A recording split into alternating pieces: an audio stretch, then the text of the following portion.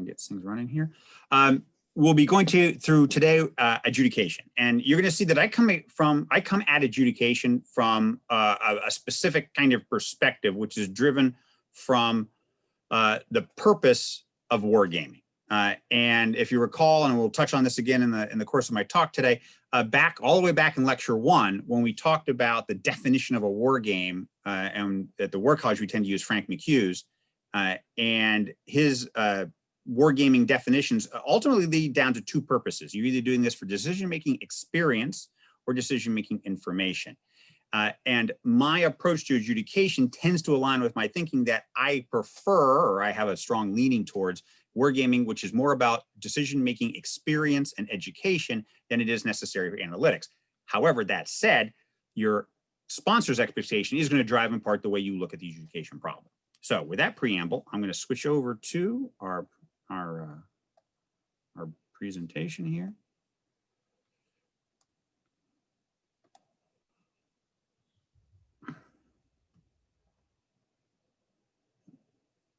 There.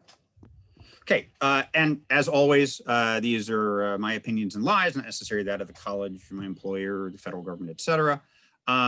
These talks are a part of a wargaming course that we offer at the college in the pre-COVID world once a year. And again, tend to be more overview in nature simply because we don't have the same bit of time.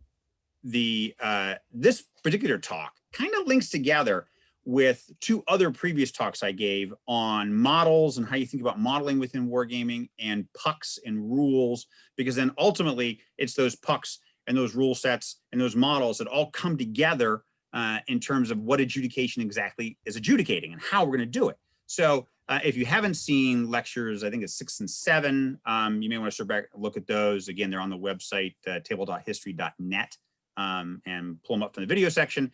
And in theory, this will all make sense. So I will be going over a few pieces parts, or referring to pieces parts from those earlier lectures as part of this talk.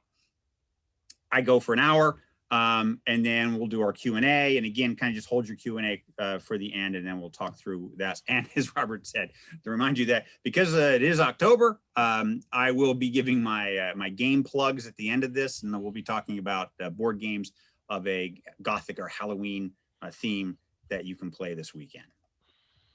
We are recording this, and as I said, table.history.net is where these all end up, and there's a corresponding YouTube channel as well.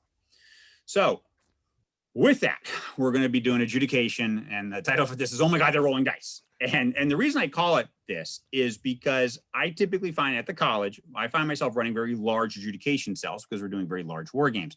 And it is not unlike or not infrequent that I have these little teams of senior observer groups and officers who are VIPs or whatever come to the game, and they're not players, they're observers. And at some point they want to see adjudication, and they wander into my room, a frenetic world of activity. And at some point they notice there's a bunch of us throwing dice, and they're like, oh my God, this professional war game is being decided by dice. And they kind of freak out, and trying to explain to them, no, that's not what's happening. But dice have a very suitable role in all of this. And so we'll talk about that as part of the broader process or approach to adjudication, and where that fits in. And again, we're always open if people have interest in particular topics that we haven't covered in the previous 8 lectures. Talk to Robert, he's my agent, and we'll see what we can put together. I wrote a paper for a connections conference a couple years ago called Rules, Rules, Rules. All right. And this is adjudication, and there are rules. And part of that comes from Frank McHugh's definition, where it talks about war games, by his definition, are governed by predetermined rule sets. And we run into problems when we lack those rules explicitly. And this is why, here a couple of times, and I don't mean to disparage the process of subject matter adjudication, because I use subject matter experts extensively in my adjudication teams. But one of the problems with relying on subject matter experts is that when whatever you're gaming does not have a shared level of understanding, and therefore you have, quote, different rules for the same thing, meaning that even though you're using a subject matter expert, they're using rules. They're using implicit internal rules, which have been developed over years of study and experience, And that's the quote rules that are guiding their answers. That rule set may or may not be the same rule set, which is resident in the head of the player in the blue team or the player on the red team who is making similar decisions about similar warfare areas. And this is what results in what I call SME on SME violence, where one group of SMEs thinks it's the most relevant factor in determining the outcome of this interaction is water depth, if we're talking about maybe submarine interaction. And the expert in adjudication thinks it's all about the sound propagation features and detection. You're both basically trying to play a game where you're maneuvering under different rule sets, and each can't understand why the other is doing what they do and getting the results that they get. And the results appear to be disconnected from their actions. So hence why I tend to like to codify things to some extent in some sort of rule structure. And it doesn't necessarily have to result in a rigid rule set that you'd find when you open up a board game, but it helps if you move in that direction, simply because it is very difficult to play a game where you're trying to divine the rules as you go. So one of the things I want to define right off the bat here, because the words get interchanged here, and this is idea between who's control, who's white cell, and who's adjudicators. And because a lot of times people will use them interchangeably. All right. So from my perspective, the way we tend to use the terms at the college, control is just this. It's this, benevolent overseers, the game director, senior staff members, et cetera, who are at the top of the pyramid here in terms of running the game. And they are just that. At this point, when we're to game execution, they're there just to make sure that this whole thing stays on the rails, right? And they are exercising that administrative control over the game. And game director, if I get down to the point where I can't break a tie or something in adjudication, ultimately the decision would fall to the control group as being those in control. Now, white cell, because games tend to get reduced to the red team, the blue team, and the white team or white cell, everything not the players is associated with white cell. Well, okay, it could be, but again, my definition, I look at white cell as this entity, this idea. And if you go back again to earlier briefs I've given about when you think about the structure of games and who the game is centered on and who's surrounding the player, who is an important part of the organizational structure or the process in which the player is participating. But at some point, I can't have everybody who's potentially part of a decision chain being played by players. Otherwise, I need everybody to cover down from the president all the way down to a 17-year-old infantryman. And I'm not going to have everybody in between be active players. It's logistically impractical and a variety of other design problems with that type of approach. So at some point, we draw the circle around this world of interconnected participants, and everybody inside that circle, inside the play box, are players. But the people who are immediately on the periphery are folks that apparently the players need to interact with, but aren't necessarily represented by players. Those are my white cell folks. If you're from a Dungeons and Dragons background, these are your non-player characters, okay, your NPCs.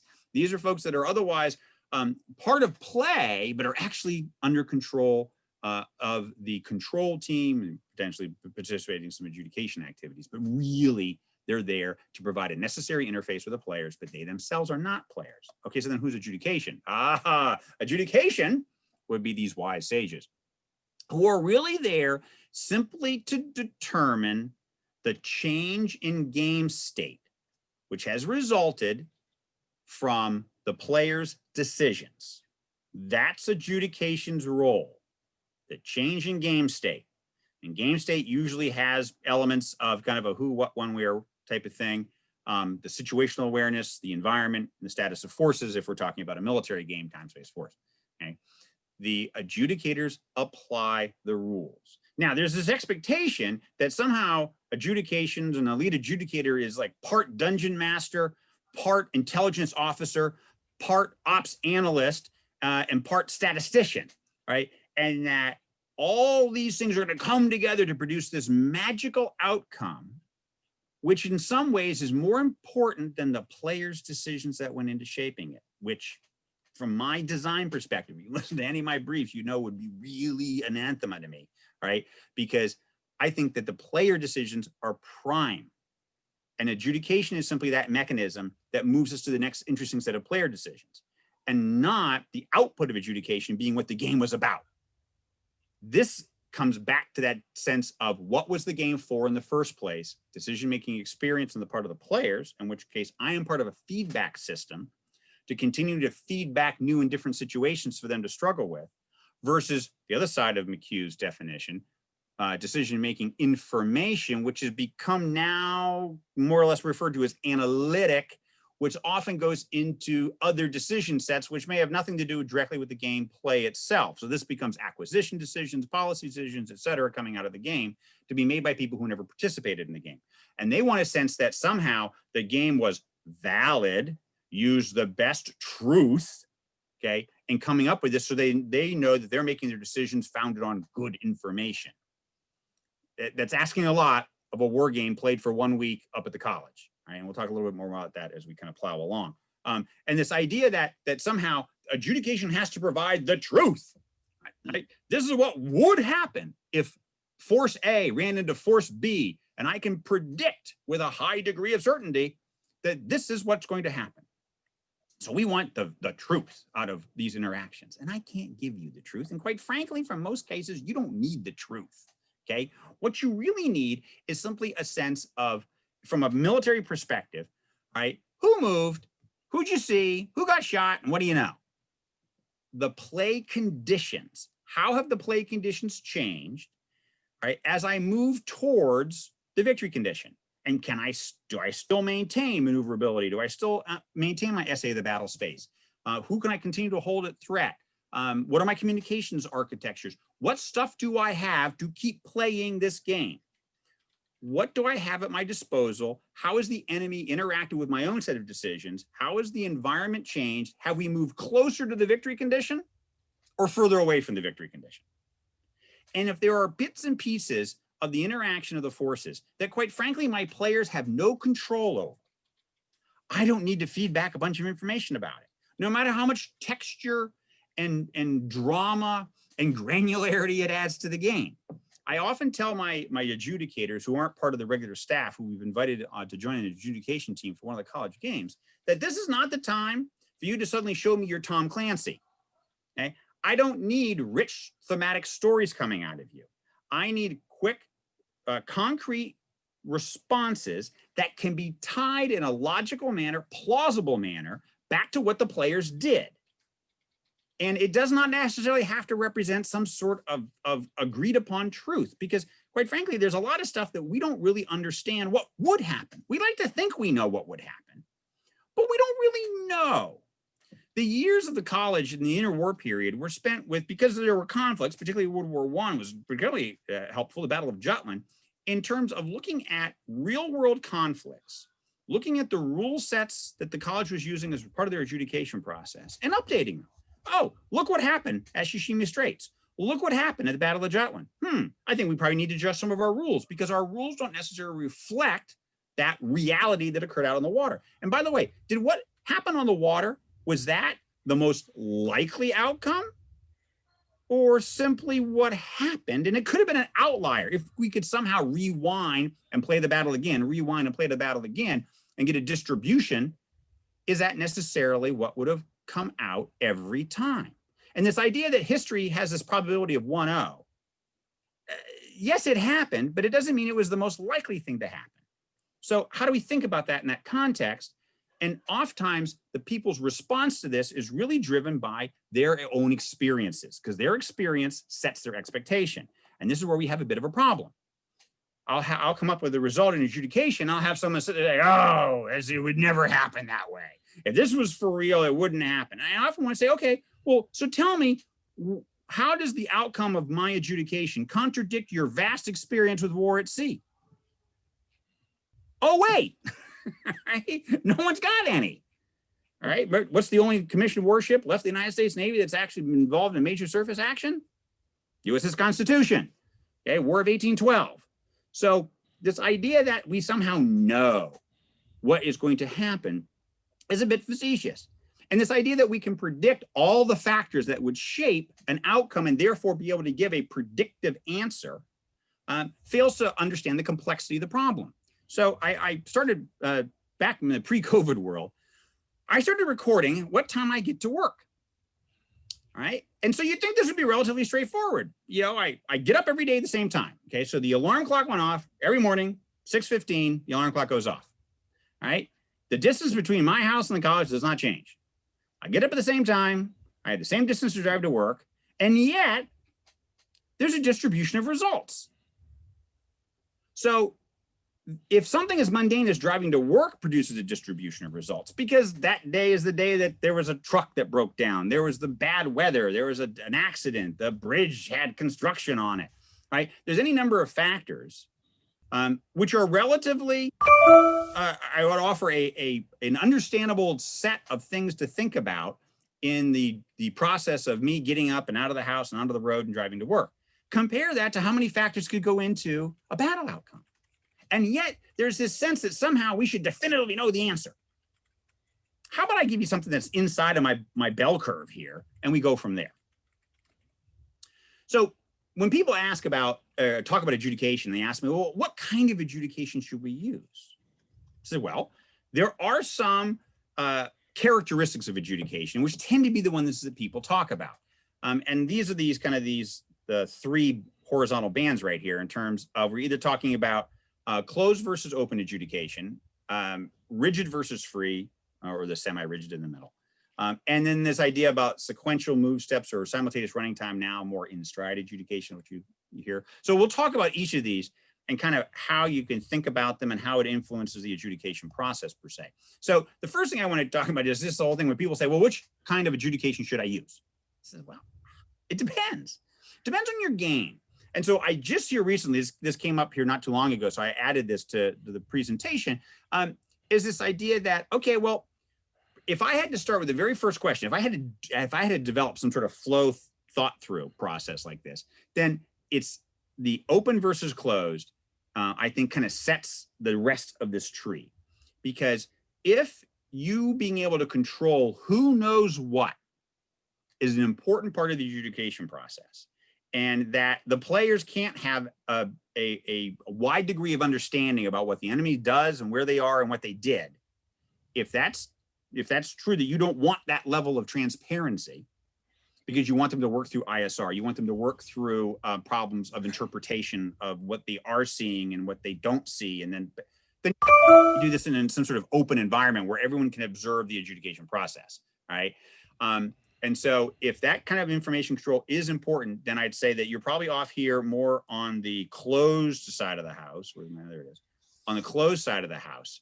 And within that closed environment, then, and we'll talk about this idea about between rigid and free, but you're definitely on the closed side. Now, what I mean by closed is that the players do not have direct visibility into the adjudication process, nor do they participate in any way. They do their thing, they submit a move, sometime later, an answer comes back. Now, if on the other hand, though, you can have some degree of participation or observability in your process, or then that be desirable, well, then you still got more choices here.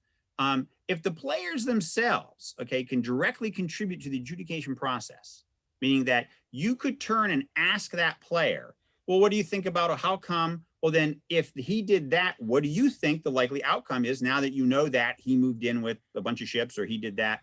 If those players are of a nature that they can actually engage at that level and talk about it, okay, and that you have, so I'm over here now, I just moved over here, okay, that the players can contribute directly, okay, and I've got a situation where most of the interactions are defined by predefined rules. Haven't I just described a board game, okay, where the players can almost self-adjudicate if they're aware of the rule sets. Now, I'm not recommending that you convert everything into a board game here, but you can see how that logic trail leads you to a more rigid structure and something which is almost as transparent and rigid as your typical out-of-the-box board game. Now, on the other hand, I'm down here at the bottom, and yes, they can participate, but quite frankly, it's kind of sloppy in terms of really understanding the issues, and that's part of the reason we're doing this board game, is because we don't understand all the issues. Then you're probably in a matrix environment. Okay, this would fit nicely in a matrix game type situation. Now, player numbers matter. Notice in the upper right-hand corner, I got that little thing about time and resources. All right, so if you've got to be able to do this relatively quickly and with a small number of players, matrix gaming, and again, there's a lecture on matrix gaming if you go back through the past lectures, then that might be exactly what you need for an adjudication process, a play/adjudication process is a matrix game. Now back up on this, and you can see here, if I go back up a branch, okay, and I said the players are not necessarily able to directly contribute to the adjudication process because maybe it takes another layer of technical knowledge, or it takes another layer of understanding to be able to do that. Okay, that's when I recommend something that we call the Greek chorus. And basically, the Greek chorus is the type of game where we did a game at the college where we had the massive map on a elevated platform, and we had all the ship models out there on the board. And I had all of the relevant players gathered around the edges of the board. And they had submitted a move earlier. We scurried back into the adjudication room, and we very quickly found a couple of points of friction where what red was doing, what blue was doing was going to produce some sort of interesting interaction. So we then came back out onto the game floor and said, okay, so here's where we are, folks. These ships have moved here. These guys have come here. These ships have come under attack. Here's the situation. These guys have been hit. This guy is sinking. These guys are fine. Blue, given what has just happened, what do you do next? You have 3 minutes to come up with an answer. They have to think on their feet. And we had a special form for that. And I'll actually show you some of the forms that were used for that. And then when blue would articulate some sort of answer, and then we'd look over to red real quick and see if they had a counter to that. But then behind me, I had a row of a submarine expert, a surface expert, an air expert, et cetera. I had a group of folks that were my immediate advisors who listened to those arguments.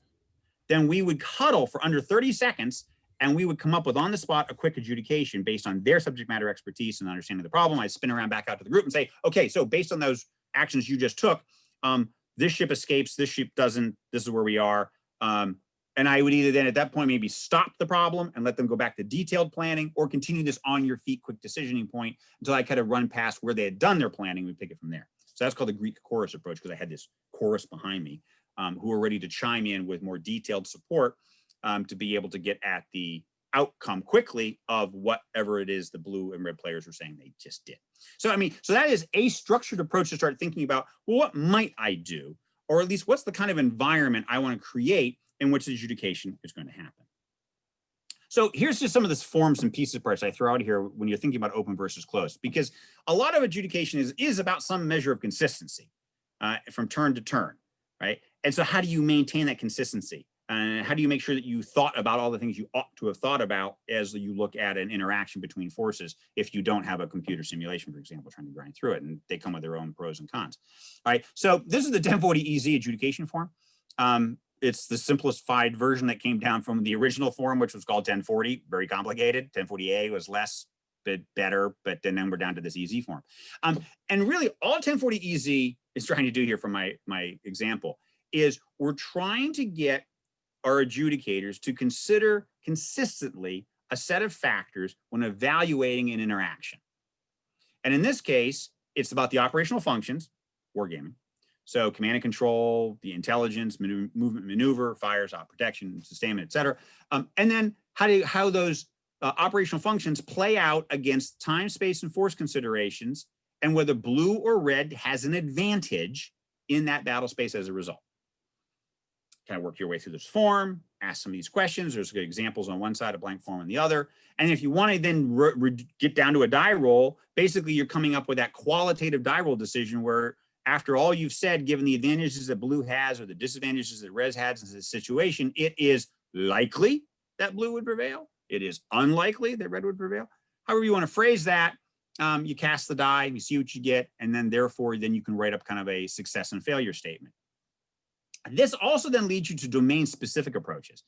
It is not uncommon in large, and we typically do this in a closed environment, where we've got very complicated battle action, right? I've got this massive air raid coming in. I'm gonna have to think about the air defenses, both fighter and missile. Maybe there were some picket ships that have an anti-air capability. We have to start all the way back to from the bombers launching to whether or not we get bombs on target and how many bombers get home. And we have to step through a little checklist. Okay, so let's verify that there was the sufficient number of bombers that were up and ready at the sourcing airbase. Yes, no. Okay, there was sufficient fuel and ammunition there for what you're claiming, for what the blue player's claiming he brought to the party. Yes, no. Do they have detection? What's the counter detection? Where's the enemy fighters? Yes, no, yes, no, yes, no. And we work our way through this checklist to finally figure out then what's the likely outcome based on that type of domain approach, working our way through these sets of checklists. All right. Now, when I said that, when I described where everyone was standing around and I said, what do you do?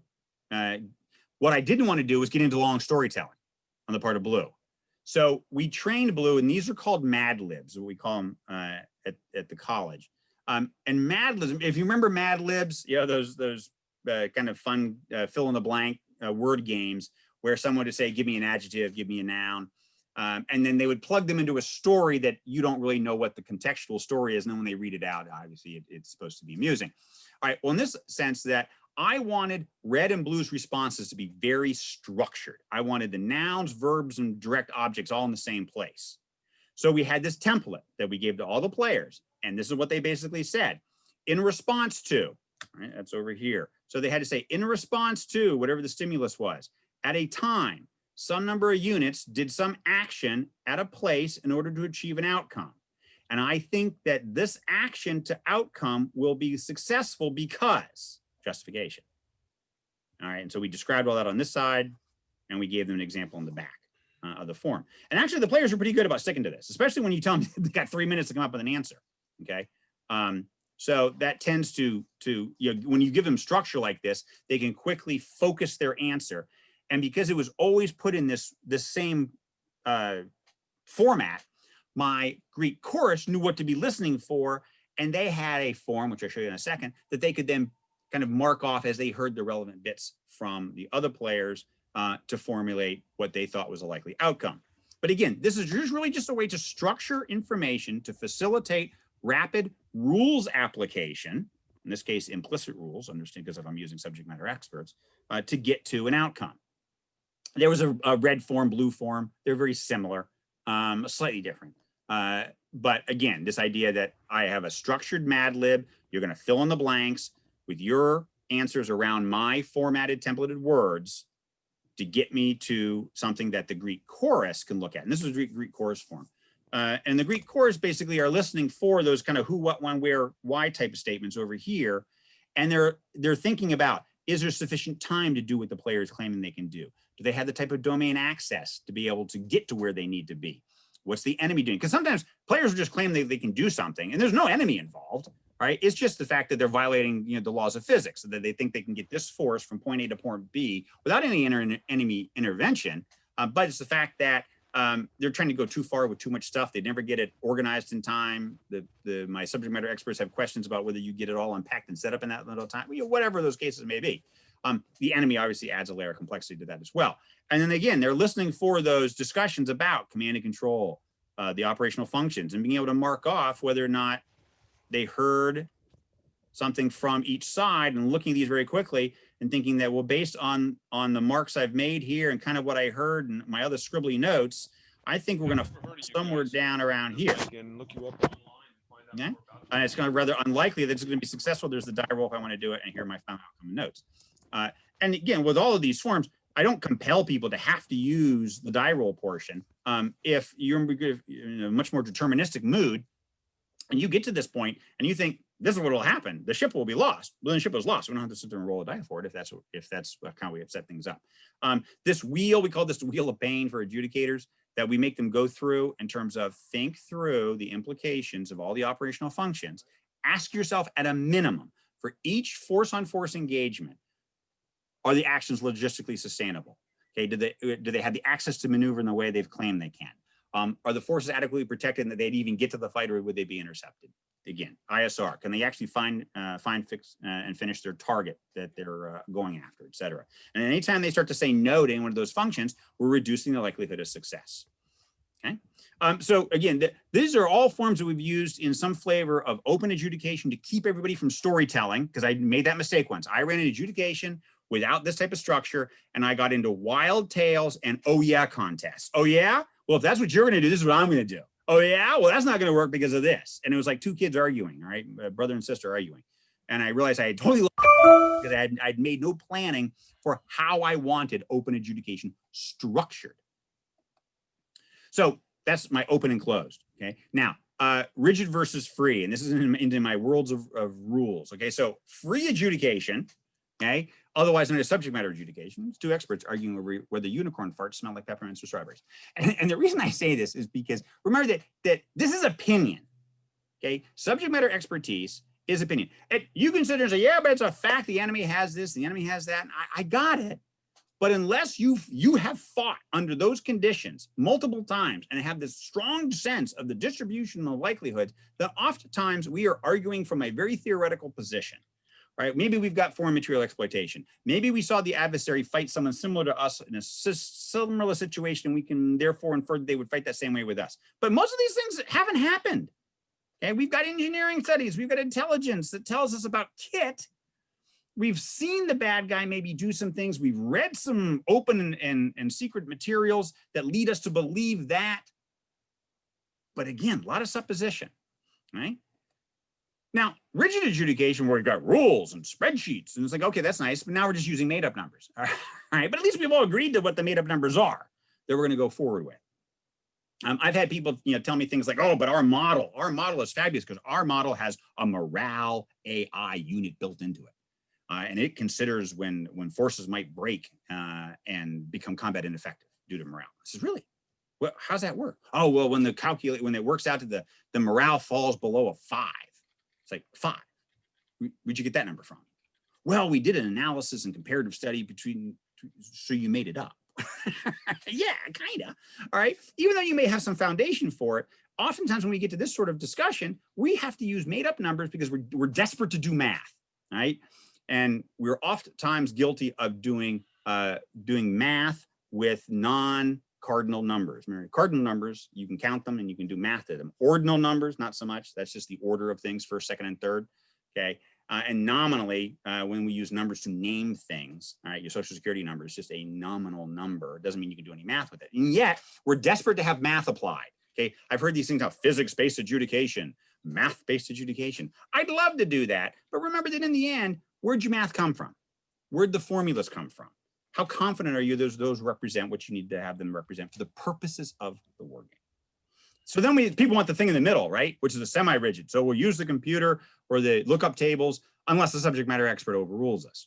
So that's just guessing and some math, kind of, sort of.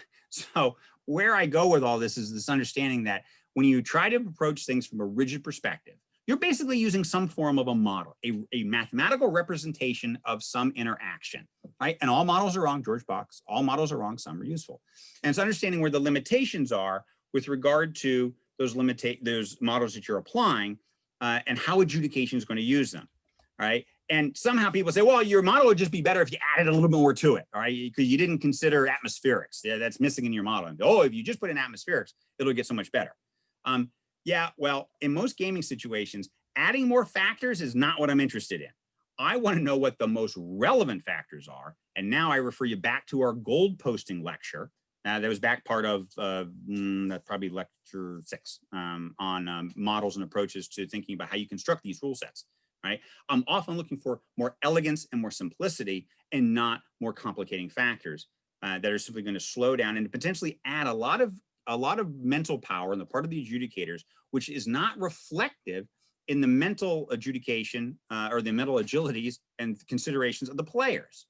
So feeding them back whether or not the missile hit between frame 100 and 110 or frames 40 and 45 and whether it was the port and starboard side of the ship is the ship, when all they're trying to figure out is, do I have the ship for next turn? Is it still mobile? Can it still fight? And I've got folks who, again, want to do this detailed analysis of working out which side of it the ship it got hit and what the internal conditions of the ship are and whether the electrical system is still online or not. All right, when I can just historically look and see that, gee, most ships that get whacked by one missile, one kinetic impact, whether it's from another ship in a collision, a missile, and there's the cases of things like the Stark, that we can sit there and say, yeah, no, it's done. For the purposes of this adjudication, all you have to know is that that ship is no longer a fighting asset. Maybe there's a consideration of whether or not you need to do salvage operations right now to try to rescue that ship. But beyond that, added detail does not help me. So you'll remember back from my rules discussion that essentially adjudication and the players should be responding to the same set of rules, right? And in this case, my pyramid of rules, and again, go back to lecture 7 on pucks, and this idea that the rules interrelate, right? And that's what really, the players should be aware of the rules. The adjudicator should be using the same set of rules such that the players made informed decisions, understanding the relationships between the pucks, understanding the risks and opportunities involved. I chose to do X. My opponent did something. And as a result of this rule set, we're now looking at a new condition, a new set of things. Maybe I should have anticipated that. Maybe I should have put more force in. Maybe I should have delayed a day. Maybe I should have attacked on this side of the river, whatever. But all of those are reflected in the rule sets that we used and that adjudication then used as well. And again, you'll recognize this from the previous lecture, right? Where these rules matrix are often overlaid with the operational function decisions. You can see I'm a big fan of operational functions because I think it provides a military foundation for thinking through quickly why interactions might end up leading to one result versus the other. And again, I refer you back to this in the previous lecture for more of a discussion of this, but again, those were rules that we created for the pucks. And the reason we did all this was so that the players and adjudicators share a rule set. Now, this idea that these rules kind of define your game, right? And here's just some examples that I pulled from commercial stuff, all right, that I can go and look at a game like Bolt Action. Okay, Bolt Action is basically, it's a miniatures game, okay? World War II miniatures game. And Bolt Action is primarily a movement and fires. There's no command and control considerations. There's no logistics. The guys never run out of ammunition. It's really about maneuvering those little men, running them around the battle space and getting line of sight and being able to employ their fire, right? Compare that to Battleship, right? Battleship is all fires and intel. There better not be movement or you're cheating, right? So not every game needs to have every possible function represented. It depends upon what you're trying to get at from the outcomes of the games. Chess Go, look at these guys. These buggers are just purely movement games, right? Because fires is a function of movement in chess, checkers, and Go, right? For a relatively old game, Mattel's old Subsearch actually had a lot going for it. All right, there was obviously the element of maneuver because you had to drive your surface combatants around here on the surface. These destroyers are trying to find the enemy submarines underneath. There's a fires part in that the subs can shoot torpedoes. There is, and these guys are dropping depth charges trying to find the subs. The intelligence portion is I don't know where they are. I'm fighting blind, and in some ways I'm doing recce by fires that I can track on this side here. There's a logistics problem because I only carry so many depth charges and I have to run back to port from time to time to reload depth charges to come back out again. And oh, by the way, there's an access problem because my opponent can place a mine somewhere in the field, and they're smart to put the mine about where I'm likely to drive over because of my logistics requirements. All right, all of that was packed into a Mattel game. Tide of Iron down here, again, another board game that it's a more of a game not dissimilar from Board Action, but this is a miniatures game. This is more of the, the hex and counter kind of thing, but it adds an element of command and control points to it. All of these then shape how the game is played and how the rules are understood by the players and understood by the adjudicators. And I don't think we do a great job of explaining either to either party. Okay, in terms of we just account on your subject matter knowledge, your professionalism to inherently know these rules, and we don't spend a lot of time explaining them, right? The board game industry can't count on that. And so let me show you here an example of what I think is a brilliant discussion. This is Battle Board. Your mission, get 2 men to the castle wall. By strategically moving your men 1 space at a time across the battlefield. After you've each made a move, you try to search and destroy. Using the air catapult, you seek out the enemy and blow him off the board. Get your king to the front line and a captured knight will be returned. It's a tough battle and getting tougher. You each have 1 man at the wall. You search but can't find him. He's sure he's figured out your attack plan. He missed. And you've made it. The battle's over for now. Battle Board, a game of strategy and action from Ideal. I think this is brilliant. In less than 2 minutes, I've explained all the relevant rules, the role you have as a player, how you win the game. I love these old commercials because they're the epitome of how do we compact game explanation in a clear and concise manner for everyone to understand the rules in which they're playing. And even within genres, right, that there's more than one way to approach the game and approach its adjudication. So here's just a smattering of examples, right? I looked for submarine games, right? I already talked about Subsearch from 1973. Here, just a couple of years ago, They Come Unseen, a board game, upper right-hand corner, that was developed by a Royal Navy submarine officer. So board game with hidden movement. Down in the lower left, 2016, Captain Sonar. Captain Sonar, a very different take on the submarine problem, and that you're actually the crew, right? So the people on one side of the table, this right here, this is one crew. Here's another crew. All right, and they've got roles like the captain and the ops officer, the engineer and navigator, and they're trying to complete various tasks. They're trying to eavesdrop on the other team to try to figure out where the opposing submarine is and to be able to get in position to be able to attack it. All right, a very different approach to the adjudication of an ASW or a sub-on-sub scenario.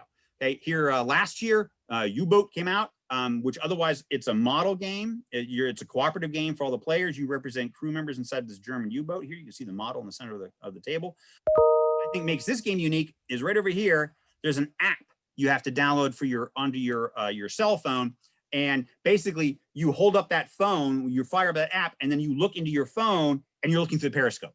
And as you move around, you'll find your targets. Your targets will close in on you, et cetera.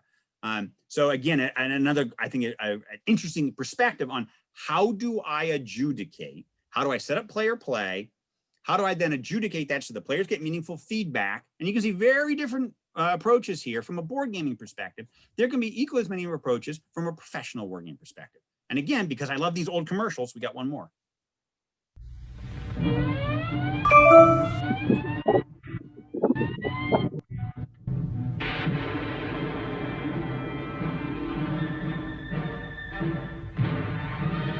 That's how the Navy hunts subs.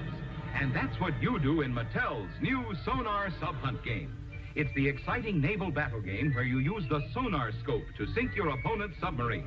You scan the field with the sonar scope, get ready, and push the firing button. Here's what happens when you score a hit. That's one sub gone. Whether you score a hit or a miss, keep hunting the subs, but watch out for mines. They can cost you a turn. Here's how you place your subs and mines. Then you watch through your periscope while your opponent tries to find them with the sonar. The first one to sink 7 subs wins the game. See if you can sink the subs in Mattel's Sonar Sub Hunt game. See it wherever toys are sold. And remember, you can tell it's Mattel. It's swell. I love those old commercials. But again, there are examples of how clearly you can articulate the rule sets and the expectations for play if you think about it and put it together. And I joke about colleagues now where they're putting together rules briefings for professional games and they're using these long, painful PowerPoint briefs. And I say, you know, nobody in the entertainment industry would ever think to explain their game that way. All right, they'd approach it from much more of this kind of video presentation, the idea of making sure the players understand what their roles and responsibilities are, how they win the game, what the objectives are, et cetera, and do it in a very compressed amount of time, such that they have a quick way to engage with the material. So the last thing I want to talk to on the big three here is I've been talking through free and rigid type of situations. And you can see a lot of those obviously represent, when you talk about board games, rigid situations, free situations, again, and I'll put this all in a broader flow context here in a second. In terms of the activities within a typical adjudication, so at least they're typical the way the college runs them. But to some extent, what we are looking for is the dungeon master, right? And D&D has a lot going for it in terms of, think about the game of Dungeons and Dragons and how free the play is, okay? It's almost anything the players can conjure up that they can do. And within that, whatever they're doing, there is a larger set of rules. I mean, there's a 3 volumes books that cover it all, the Monster Manual, Player Handbook, and the Dungeon Master's Guide, which I have the originals, that then shape how the adjudication falls out under those conditions and ultimately results in a D20 die roll as modified by the conditions set forth on the board. And that's a lot of what we're expecting to happen in adjudication to some extent, is to simply within a consistent framework, apply a set of modifiers to some baseline understanding of probability and cast a die or be deterministic. We'll show you how those two flow out in a second here. Last thing I'm just going to touch on ever so briefly, this idea about sequential versus running time, less about adjudication, more against how play is organized, but then it has an implication obviously on adjudication. So in sequential gaming, typically it's move steps, meaning the clock is frozen, the players are given the problem, and they work through their move. And they have however much time you give them. They have an hour, they have 30 minutes, they have 3 minutes. But they have some period of time to then submit a move. You get the move. And if it's now closed adjudication, the players, you've got to find something for them to do while you all gather up behind closed doors and crash on those move sheets and come up with some sort of response you're going to feed back to the player, in which time the player then re-engages with the game with the information and presses on. Sometimes they do a planning activity in between. There's any number of things they can do. But the fact is, it's a player goes, adjudication goes. Players go, adjudication goes in a back and forth fashion. There are certain advantages to that, especially if you're only doing something like 2 moves a day and you can make that mid-adjudication fall over lunch, okay, so that the players go off to lunch and the adjudicators crash on the problem. Obviously, if you're only doing 1 move a day or you're doing a second half move in the latter part of the afternoon, the adjudicators have the evening to do stuff. And to work through, and the players have gone off to the bar, and the adjudicators keep adjudicating. Running time and in stride. So running time didn't necessarily mean in stride, but it's kind of become synonymous. And this idea that, oh my gosh, adjudication's gotten so long and complicated that the players don't like the downtime in between moves while adjudication grinds through things. So somehow we've got to be able to quickly turn the adjudication. And there's thoughts that in the running time model, and we talked about this before about time in games. And this can be a difficult thing because typically humans don't work well in high speed, meaning that I can't speed you up. We can say the game is running 3 to 1. That's nice. You're hardwired to 1 to 1, right? So I can't make you think 3 times faster, process information 3 times faster just because I said the game is going 3 times faster. So in running time, typically the clock is the clock. And as events happen and are submitted to adjudication, adjudication immediately looks at the prevailing conditions, the thing that just got submitted. They do almost like micro steps to then look at a slice at the moment that order came in. And again, depending upon the scale and scope of the game, whether you're playing at a tactical level of detail or up, will influence how quickly you can then send something back to both teams, right? What would red know of this blue action, et cetera. But I feel like much of the we need to do in-stride adjudication is coming out of the fact that they don't like the downtime because you've come up with far too complicated of adjudication system that takes too long to grind through to cover everything that needed to be covered, because now you've got this massive game and you're trying to do far too much in terms of detailed analysis. Usually if you increase the scale, you got to decrease the scope to be able to get to adjudication in a timely manner. Other times it's because you want the players actually engaged and involved. And in case we're all the way back to that first part where I said, can you have the players actively involved? We've already talked about some of those techniques. So from a general flow through the adjudication process, okay, then if you think of it this way, you've got 2 sets of players or whatever, nominally a red player and a blue player, and they are going to submit something, a set of decisions to an adjudication team. So the adjudication team then has tools at their disposal. You can have expert opinion, subject matter experts. You can have manual models, combat result tables, written down rules, whatever you came up with pre-game, or computer models, which are essentially taking those manual models and digitizing them so that in theory they run faster. Notice that I put the computer here and not up at the player level, because what I've found, at least with most of the more sophisticated computer simulations that are out there potentially available for wargaming, is that their user interfaces are not really made for players. They're made for operators to input a player move. And so it typically takes someone very trained and familiar with the computer system to take a player move and to put it into the box. If you want the players directly inputting stuff into the box, you're going to have to spend a fair amount of time training the players, and often that's time you don't have. But regardless of how you use these, my Excel spreadsheet models, the manual models, or whatever, you're going to follow a set of rules, implicit on the left or explicit, center and right, okay, in coming up with an answer. But then you have to decide, okay, wait, is my answer deterministic? The ship sinks, the carrier was hit. Or is it stochastic, which I spelled wrong there, or is it stochastic in terms of, well, it's a 60% probability the ship will be hit. So if you've come down on deterministic answers, you're done. The ship sunk, the ship was hit, it's fine. If, on the other hand, you want to use some sort of stochastic or statistical distribution and you've come up with a probability, then I need to do the next step, which is to now randomly generate a number to see if I make the die roll or not. And this is where I always have the senior officer show up. At the time when he's missed the previous step, okay, what he should have been worked up about was this part here, where we made the determination that it's 60%. Where we made the determination that the ship is hit, okay? But when he misses this part and just sees this part, it looks like just the die roll is quote unquote determining the outcome. And no, the die roll is simply doing what die do, generate random numbers. Depending upon how many die I'm rolling, the probabilities I'm using, I'm getting some sort of distribution, right? So of late, because I've had so many people freak out about dice, I've actually gone even further to irritate them. And if you can see me in your little, if you're watching the little mole there. So I had a special magic 8-ball made. I think I mentioned this in an earlier one, with wargaming outcomes that pop up. Things like, what's it coming up here? Fog and friction, ask again. Defender pushed back. Attack successful. Now, I happen to know the probabilities that go with those outcomes, right? So while again, it looks like, oh, now they're just making stuff up as they go. Actually, this little probability machine built into here. But I do it just to irritate senior officers. I also have these. These are my Chinese fortune sticks. We shake them, and I usually like to wait until I see a senior officer come through the door, and I grab this off my adjudicator's desk, and I start to shake them, right? To see what stick falls out. And when the stick falls out, we look at the number. That's number 32. And on here, number 32 says, treachery hides below the surface. Interpret. Right? Now, again, these I usually also use for 50-50 because it happened to be even distribution of even and odd number sticks in here. So I can use this as a way of flipping a coin. But my point is that the act of randomly generating the number, they spin the wheel, throw the dice, shake the whatever, okay, use the spreadsheet. If I use a spreadsheet to randomly generate a number, then somehow I'm now it's all valid. Is missing the point, okay? And you had to have made the decision, A, that you're gonna use stochastic outcomes in the first place, and then B, come up with a process step prior on how you're gonna arrive at the probability.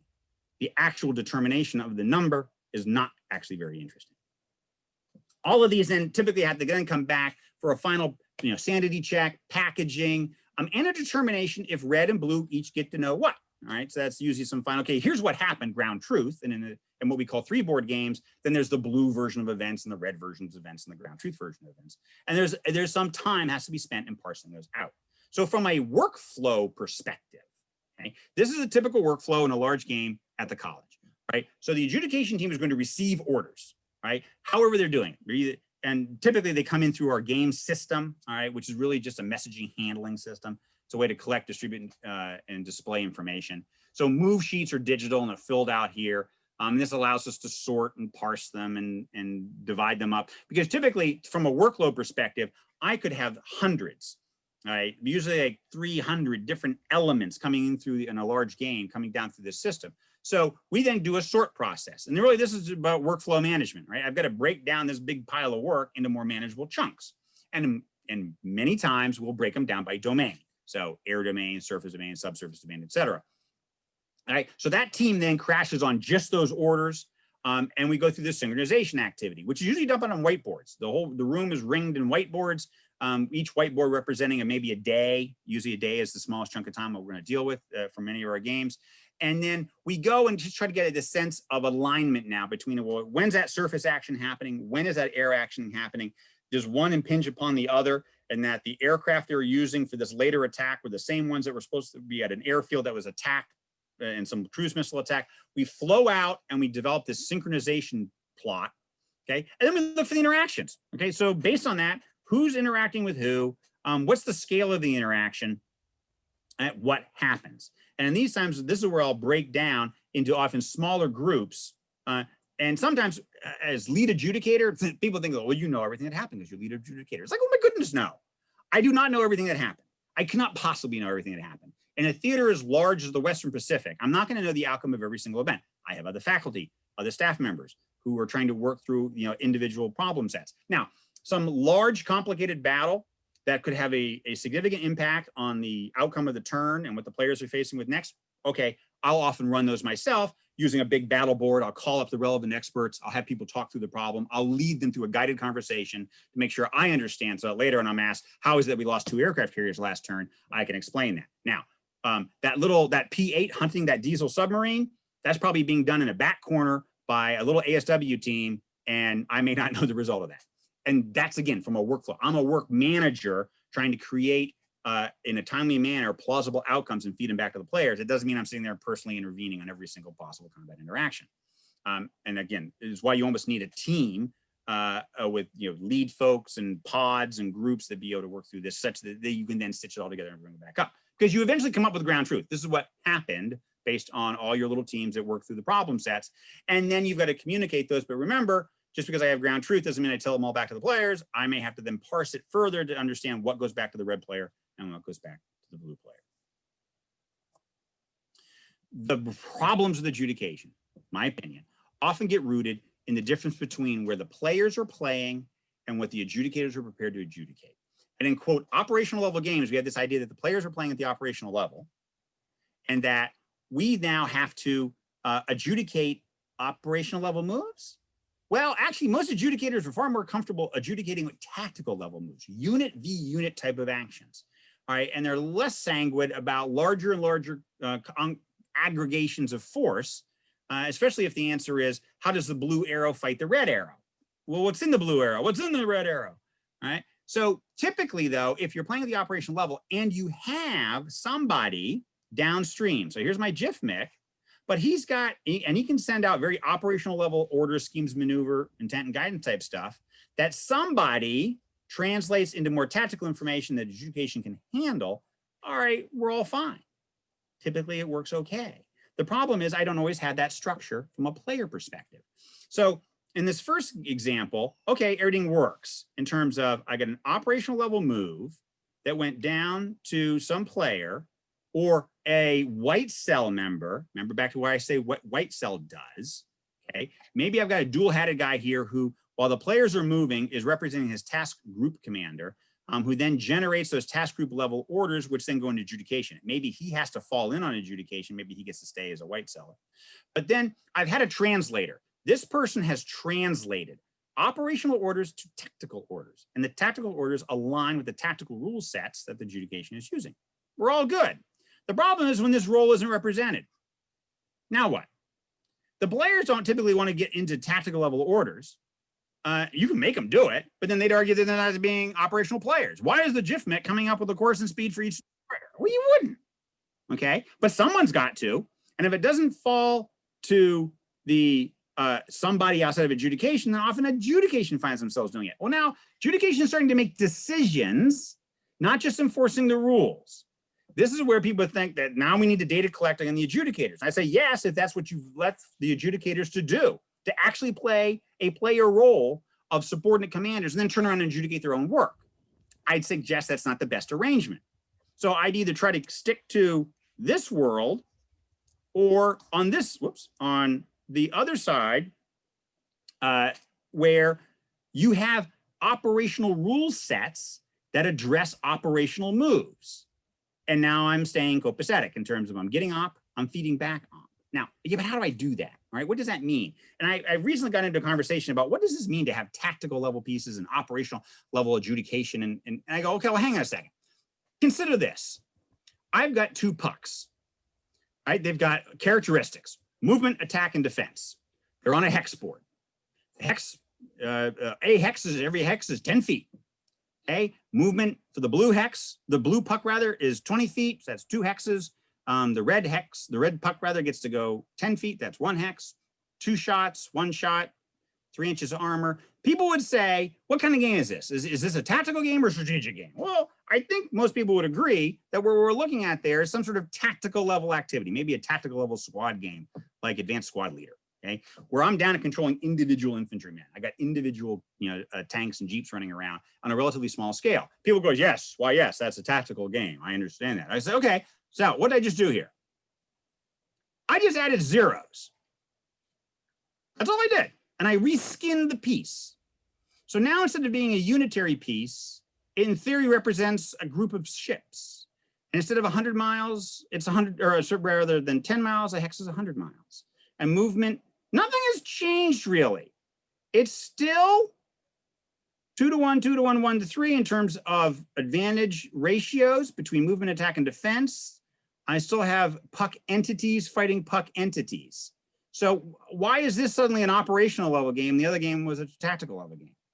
In some ways, applying the terms tactical, operational, and strategic to what adjudication has to do, I don't think is necessarily very helpful for this reason right here. Because I've had people argue that, oh, as soon as we go into this second game, we're now doing operational level adjudication. I go, no, we're not. I am still having to evaluate the problem. A puck, I don't care what you call the puck, is interacting with another puck. I don't care what you call the other puck. You can call them Death Star and Alderaan. You can call them anything you want. I am still having to adjudicate this game, puck v. puck. Now, the players may be thinking about the problem in broader terms, in tactical terms, and operational terms, and strategic terms. But what adjudication is doing is still having to go puck v. puck. And that's fine, but just understand that's what you're doing.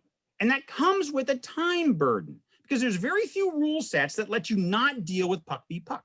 And things like the good old, if you've done any type of war gaming, especially Avalon Hill, or the old Avalon Hill gaming, you'll recognize this basic offense-defense ratio tables, okay? Where we're trying to basically get a sense of, look, in the aggregate, the enemy has this much attacking strength. In the aggregate, the defender has this much defending strength.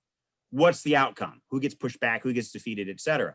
This is trying to move away from doing an individual, this guy shot that guy. This tank shot that cannon. You're not doing individual weapon on weapon necessarily. We're trying to get a sense of aggregation.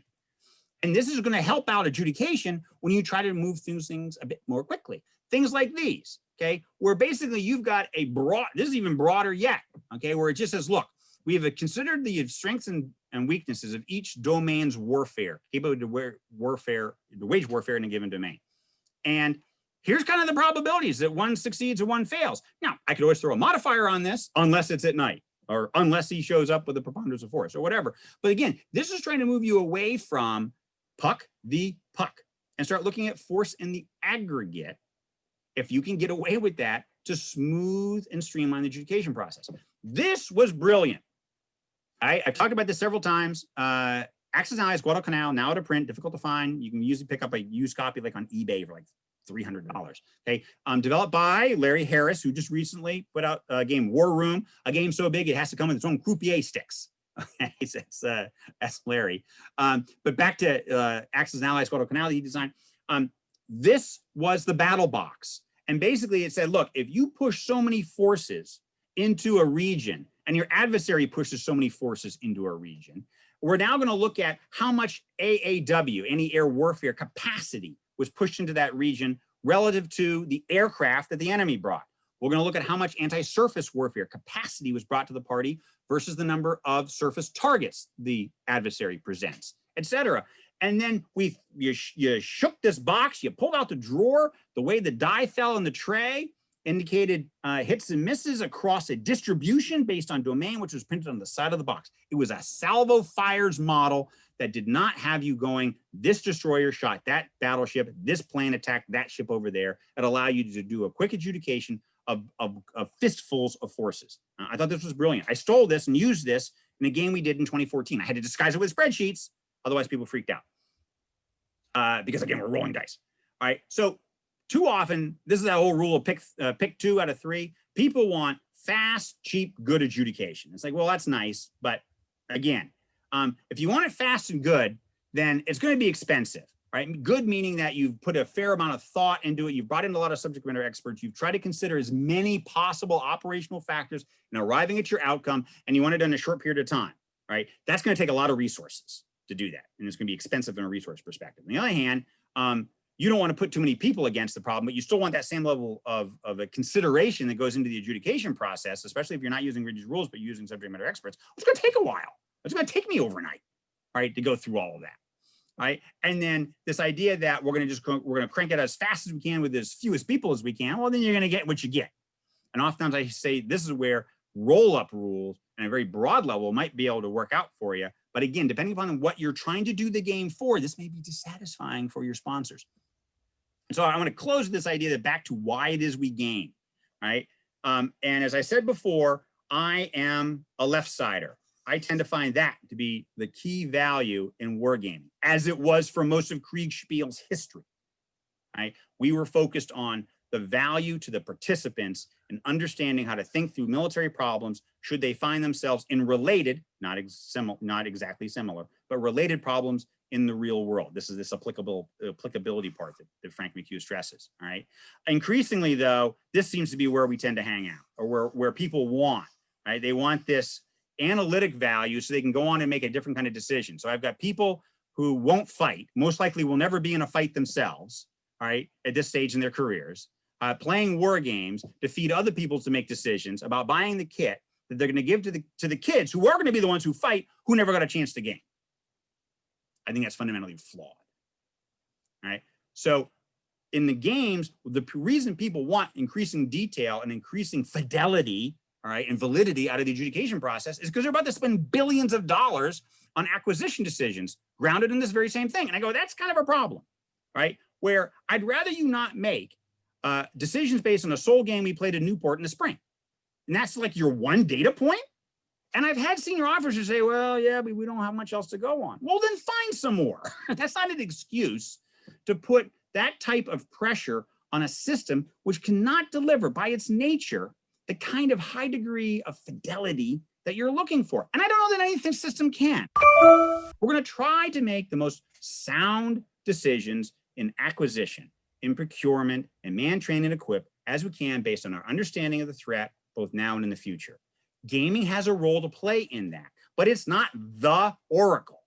And because people are beginning to increasingly treat it like the oracle, then the oracle needs to give out answers like we need to acquire 2.8 million more of X. And the game typically won't produce that. You can try to force it to produce that, but I question the utility of that type of answer. Whereas I'd rather see the gaming be applied against more and more against the people who are likely to find themselves in harm's way, having to do the fighting. I'd like them to have played the game. I want them to understand the constraints of time, space, and force the Western Pacific represent. I want them to be the ones that are bringing the preponderance of gaming. I've got this little faux Rudyard Kipling a made-up line that goes, "A navy is made of sailors and stuff. The stuff will rust. It's the sailors I trust." No matter what we acquire, we're going to expect our naval officers and our airmen and our Marines and our soldiers to fight and win with what they got. Whether it's what they got was right or wrong, or the best, they're going to have to fight with what they got. And that's what wargaming helps to do. And that's why adjudication needs to be sensitive to what I'm trying to do is feed back plausible situations for the players to continue to wrestle with and not divine that you need more AMRAM. Okay, it doesn't take a war game to figure out that, gee, we'd all like weapons that went further, were more survivable, and hit the target. Okay, personal rant. All right, so in the end, what I want to say is that if you're focused on adjudication, rather than the player decisions, I think you're looking at the wrong part of the game, okay? Because the game is played by the players, and it's not about the umpires. The more the game becomes about the umpires, the more players even sense that they're not fighting each other. This isn't about red versus blue. It's those bastards in white, they'll refer to us, right, who are screwing us, and not the fact that the adversary is doing things to upend your day. And that's who you ought to be responding to, and not just this whole, oh, we would have won if adjudication had thrown better die. Okay, if they feel your presence as adjudication, if you become the focus of attention, I'd offer that your game is now missing the mark. So with that, I'm going to stop here, and I real quick because I promised, all right, if you stuck through this long, right, I want to promise just again thematic games for Halloween. All right, so actually I'm going to do this because my background will tends to mess up being able to see stuff. These are games that are all in my game collection. Here we go. So escape room in a box. Escape rooms terribly popular pre-COVID. COVID's kind of hit some of them. But this is the Werewolf Experiment, which is one of the better ones. It does tend to be consumed. The one time you play it, you can try to play super careful with it that you don't wreck the materials inside, but they're locked containers, and there's a story about a werewolf, and you're trying to work your way through understanding what happened with this werewolf experiment, and quote unquote escape the lab where it'll happen. Continuing that thematic thing, this is an old game. It's been around for a while. Betrayal and House on the Hill. There is both a legacy edition, which means that each time you play it over a series of games, the game changes. But this is a game of, oh, and these are all cooperative games, by the way. These are all cooperative games. So as a group of you, you're exploring a haunted house. One of you become competitive when the game shifts, and one of you becomes possessed and tries to kill the rest of the players. Want to run a seance? Mysterium. One player will be a silent ghost who is sending dreams to psychics who are trying to figure out a murder. Letters from Whitechapel, Jack the Ripper. Obviously, Jack will be one. All the rest will be cooperative players, the police force in the Whitechapel district of London, where the historic murders did occur, and trying to trap Jack before he kills again. Hidden movement game, deduction game. And because it's never not appropriate, when are zombies not in season? Okay, the zombie side, massive cooperative play game, battling the mindless dead. The one cooperative game I will throw out there that's thematically for this time of year is Abomination, Heir of Frankenstein, where you are competing teams of scientists trying to assemble a companion for Frankenstein's monster. So you're grave robbing and trying to assemble and other considerations. It is a game that with more than 2 players can take up to 3 hours to play. So understand what type of time you're sinking yourself in for with Abomination, the Heir of Frankenstein. Wonderfully thematic, very gothic, not necessarily appropriate for younger players because of some of the artwork. Okay, that was Adjudication Fast and Furious. Questions?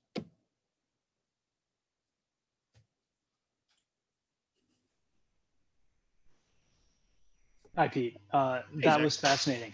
I wanted to ask you a question. I'm still struggling with how to frame it, but I'm wondering to what extent gaming can go round by round and identify a number of different scenarios and how different choices could affect the outcome of the game at the end of the day. So I'm thinking back to, you talked about Dungeons & Dragons. Imagine players are going through a module, and instead of just doing one round, going from one round to the next, which each decision ultimately leading to a different outcome, or I think in your parlance, victory condition, imagine that you could go back, redo the round, and then see at the end of the session how things turned out along a bell curve set of probabilities based on a set of decisions, and which decisions were led to a bell curve like outcome that were most likely. In other words, when it's not just based on one decision, one round, but if there's a way to sort of compute multiple different scenarios at once, and then from there generate a kind of bell curve probability of what's likely to happen. I know that all this gets to your point about how we're simplifying reality through modeling. So this isn't meant to be sort of scientific, but there are inherent assumptions based on probability modifiers that you're making. So if we assume that there's any validity to those probability modifiers, is there utility in this kind of probability mapping through gaming? Yeah, that's my question. So we look at this, a couple of different things come together here. First is what we call the do-over game, right? And I'd like to do more do-over games. And this is kind of this idea of quote unquote repetitive gaming. But to your, and I'll tell you a story about do-over games. But to your other point about it's not scientific, yeah, because humans are terrible variables, all right? We're the perfect variable, we're terrible constants, right? So in a gameplay situation, I can't say that, well, all we did was we reset the game and gave blue a weapon that went 50% further. And now he won, therefore that was the only thing we changed, and therefore that was the winning formula, and that's what we need to do is go out and buy weapons that go 50% further. All right, obviously, don't do that. Right? But what's fascinating in do-over games is this idea of, do we start to get an appreciation for what I'll call this tree, right? So as we go forward in time, right, players keep hitting branches, decision points. Do I go left? Do I go right? Left or right? Simplified, right? And you get that extensive form tree that spreads out in front of you. Now, sometimes you play, you find yourself off on the bitter end of the branch, and life sucks. You blew it, okay? You're in a position what we call irrecoverable. I can't make it better. Irreversible. I can't back out of it. This is like the worst possible ending. Irreversible, irrecoverable. Okay, can I back up? Let's back up and see at what point did I find myself on the irreversible, irrecoverable pathway? And how could I recognize it such that in the future, should I see these indicators, I probably don't want to go left, because in all the gaming that we go left at this point, all the outcomes are bad. So let's take left off our option list and prune the bush, prune the tree, and prune off that set of outcomes. And if we keep doing that, now I had a chief of naval operations who wanted me to prune it down to a stick. So he knew the path forward to victory. It's like, sir, I cannot cut away every possible branch.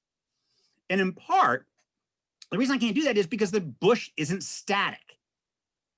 every time I prune something, maybe something different grows out of it.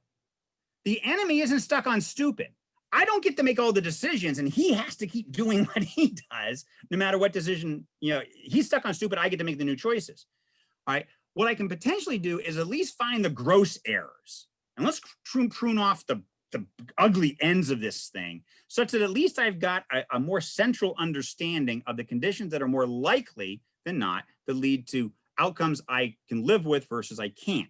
Now, that part about the red player being stuck on stupid, we ran one of these games years ago with Admiral Scott Swift, and it was a do-over game. We told him right up front, this is gonna be a do-over game. So we played like for half the week, and he's battling away, and he's lost a couple of carriers, and he's like, okay, stop, I got it. I see what I did wrong. We're gonna get together with the team midday on Wednesday, and and we gave them the option of changing out some equipment, swapping out some orders of battle type of stuff. I said, now remember, whatever you do though, it's not like the enemy isn't aware. Introduce a new class of warship, and they would be oblivious to the fact that we have a new class of warship. And then actually, it couldn't be that dramatic. There were some things that we had from the Pentagon that said, well, this is in the realm of the plausible, possible from an acquisition perspective. So let's keep it to this kind of this field of stuff. So he did all that. Now, and he came in just all liquored up for round two. What he forgot was that, well, Red got to go through the same process. And Red thought about the problem deeply. And Rudd got into this. So if he knows that we know, that I know that he knows, that I did that I didn't, this time I'm going to try this. In round two, Swift did worse. He lost more carries than he did in round one. But it highlighted certain commonalities in the strategies that he was employing, what assumptions that he had made, and how Red was able to approach from a different perspective. You can see where if we were able to be able to do that for another week and then do it again and do it again, you start to get a very rich understanding of the battle space and the sorts of decision space the enemy is playing with, and the sorts of decision space you get to play with, and where the stupid outliers are that you don't want to explore, and where the central approach is. The problem with this is often we don't have the time to do it. Now, some people have tried to go and look at like past gaming data and lay it on top of a decision tree, okay? And just like dig through, like our Halsey groups at the college, they go through every year. It's an advanced student research group, and every year we've got a group that plays Western Pacific problems, a group that plays Middle Eastern problems, a group that looks at some of the special and emerging technologies. All right, and the guys that do the theater problems, they play the same game. It's a new batch of students, so it's a same problem, another group of students. They pick their way through it and try to understand it deeply and war game to do it. More kind of somewhat of a tactical, I'll say high tactical, low operational level. And we've had people then try to take that data and say, okay, so looking at classes, 2, 4, 8, 12, 13, and 52 who played this same game, what do we see? And this actually has its history back to the interwar period when Captain Van Auken at our strategy and tactics department in 1934 started looking back, going, hey, do we have consistent enduring things that the students seem to do that seem to shed light on the situation at hand in the Pacific? So this idea of cross-game analysis, trying to find a methodology to plot them out in a way that illuminates our understanding. Yeah, people were playing with this idea, and it's not something, it is something worth exploring. I didn't want to use double negatives. It is something worth exploring.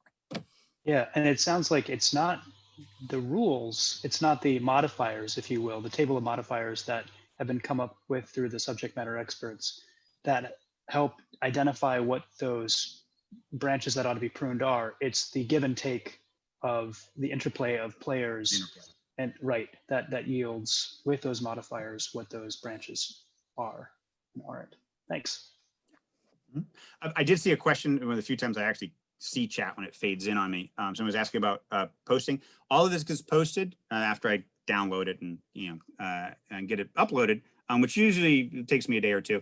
All of this lecture and previous lectures and other materials that go with this series are all available at www.tabletophistory, all one word, .net. And you can find it there. Once you get there, go to videos and you'll find this, this lecture series. Other questions?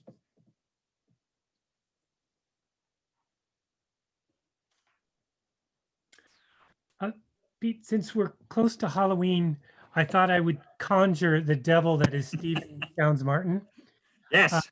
And Stephen says that we collect data on players, but it's adjudication decisions and their reasoning that has just as much influence on the game as the players. And so why aren't we focusing data collection on that? And I just wanted to see how you responded to the devil. Yeah. So Steve and I have had this conversation, and I agree with him in the terms of because we have become so reliant on subject matter experts, the free adjudication process, which is heavily, well, by definition is SME dependent. Okay. As opposed to much more rigid systems where all the adjudicators are playing the umpire role and making sure that the rules were adhered to. And I think Stephen agrees that in that environment, there's nothing really to collect on other than the fact that we applied the rules. Okay. On the other hand, when you're playing with this soft, squishy, implicit rule set resident in the heads of subject matter experts, and you're trying to understand in a post-game analysis perspective, why is it that the carrier got hit in this scenario and didn't get hit in that scenario? Well, when it's rigid, you can go back and say, well, look at the rules. It says right here that if it's in 300 miles and they shoot less than this many salvos, then these are the outcomes. Well, there's no rules like that. Then how they come up with it? Oh, well, they had a bunch of people from the surface warfare school there, and they worked it out. Oh, how did they arrive at the outcome? See, now you can see where Stephen's coming from, is that if you don't understand the adjudgment, the adjudication process, because the subject matter experts did it all behind closed doors, then what's your record for how they came to that decision? Now, again, depending upon what you're interested in, even that may or may not be particularly useful. If it's what another colleague of mine, Mike Martin at the War College, calls situational football, and what you're interested in is, look, I just want to see how the players react to fourth quarter, minute and a half, third and long, 45-yard line. I don't care how we got there. The situation leading up to this point is I don't care. This is the situation they are in. What do they do now? Because this is one of the considerations for adjudication, where people say, oh, adjudication is cheating, right? And it's this idea that, wait, how come the players did X, but they ended up in situation Y? Well, because down in adjudication, we determined that we had an equal probability of the carrier getting hit. I always use carriers getting hit because that's always the thing that Navy guys get worked up about. The carrier being hit and the carrier not being hit.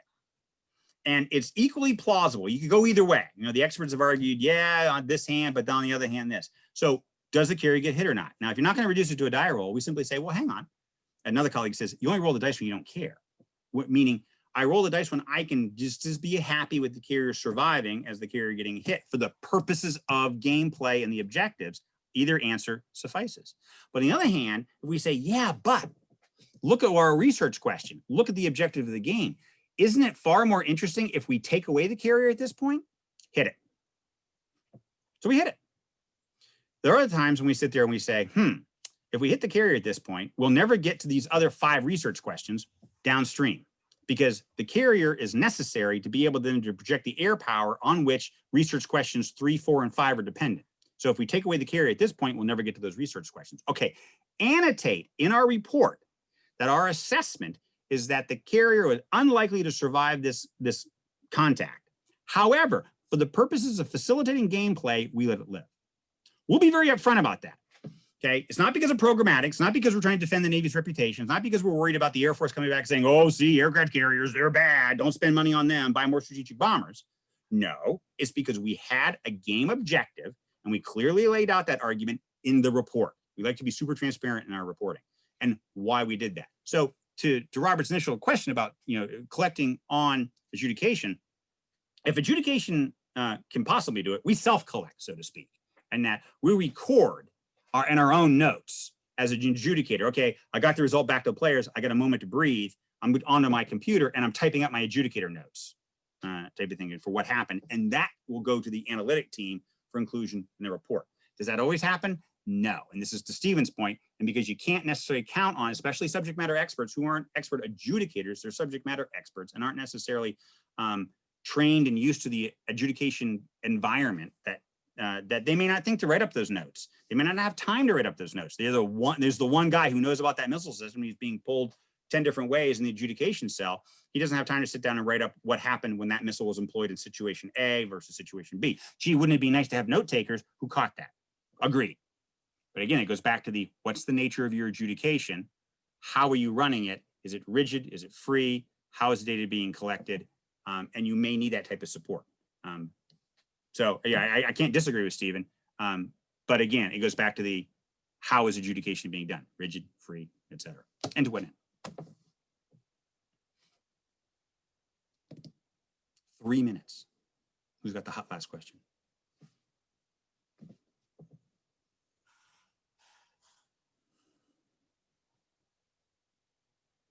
Okay. If there's nothing else, then I think, Robert, it looks like we're done.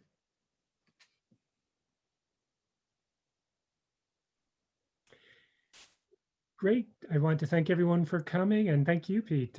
Another great program that helped pull everything together. Okay. All right. Yeah, have a good weekend, everybody. Thanks, Pete. You too. Happy Halloween, everyone. Bye.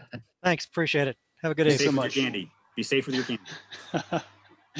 Great session. Thank you. Thanks. Take care.